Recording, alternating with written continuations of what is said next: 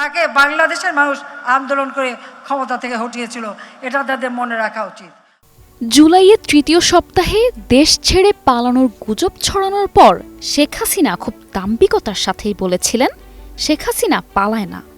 অথচ ঠিক 2 সপ্তাহের মাথায় 5 আগস্ট নজিরবিহীন গণ অভ্যুত্থানের মুখে ক্ষমতা ও দেশ ছেড়ে ভারতে পালিয়ে যান তিনি। আওয়ামী লীগ কখনো পালায় না, পিছু হটে না। এরপর অস্থিতিশীল পরিবেশে নোবেলজয়ী ডক্টর মোহাম্মদ ইউনূস দেশের হাল ধরেন, গঠন করেন অন্তর্বর্তী সরকার।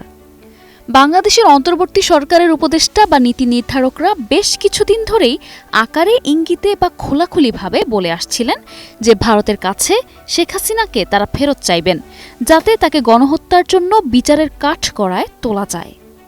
অবশেষে শেখ হাসিনাকে ফেরত চাওয়ার বিষয়ে নোট ভার্বালের আকারে দিল্লিতে পাঠানো হয়।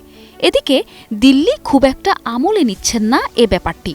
ভারত মনে করছেন তাদের কাছে হাসিনাকে ফেরত চাওয়ার বার্তা একটা দায়সারা পদক্ষেপের চেয়ে বেশি কিছু নয়।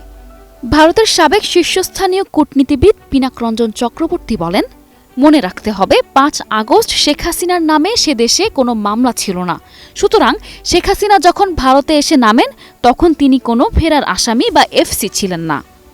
বিশ্লেষকরা বলছেন, শেখ হাসিনার প্রত্যর্পণের অনুরোধ ভারতের তেমন একটা আমল না দেওয়ার বড় কারণ হল তার দেশ ছাড়ার পেছনে বাংলাদেশের সেনাবাহিনীর ভূমিকা নিয়ে প্রশ্ন। এ বিষয়ে বিজেপির ঘনিষ্ঠ পররাষ্ট্রনীতি বিশেষজ্ঞ শুভ্র কুমার দত্ত বলেন, ভারতের কাছে শেখ হাসিনাকে ফেরত চাওয়ার আগে মোহাম্মদ ইউনূস সরকারের উচিত তাদের নিজেদের সেনাবাহিনীর কাছে জবাবদিহি চাওয়া, কেন তারা শেখ হাসিনাকে ভারতে যেতে দিল। শেখ হাসিনা গত 5 আগস্ট বাংলাদেশ সামরিক বাহিনীর একটি মিলিটারি এয়ারক্রাফটে করেই দিল্লির কাছে হিন্ডন বিমান ঘাঁটিতে এসে অবতরণ করেন। ক্যামেরায় ওয়াও, স্টাইল দেখাও, Xenon X21 পারলে ঠেকাও।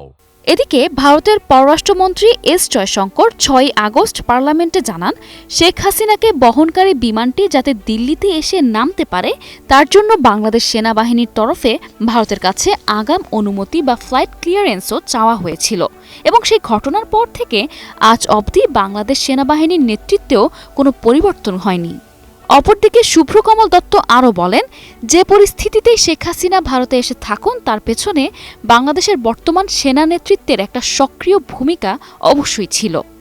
আর পিনাকরঞ্জন চক্রবর্তী জানান, দায়সারা এই নোট ভার্বালের চেয়ে হয়তো অনেক বেশি কার্যকরী হতো একটি letter rogatory. News desk, 21 television.